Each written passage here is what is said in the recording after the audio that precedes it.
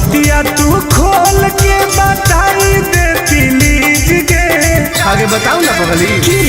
हाँ मिले लाल बहुत रंगवैनी कवन चीज के, बतिया तू खोल के बताई दे प्लीज के।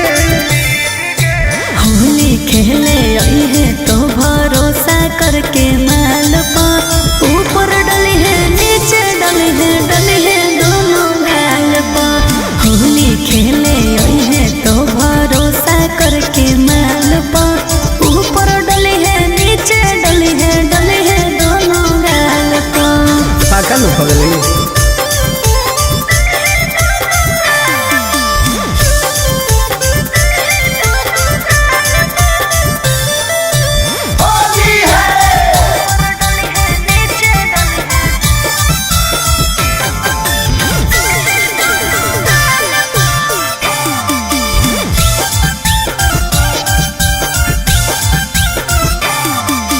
बेबू हमसे खाए सारा ढोंग रे।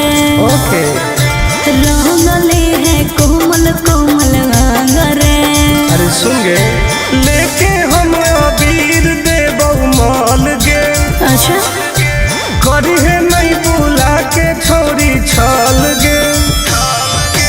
दो बेर चुमा प्यार से ले है ओठ लाले लाल पर ऊपर डली है नीचे डली है दोनों गाल पर। होली खेले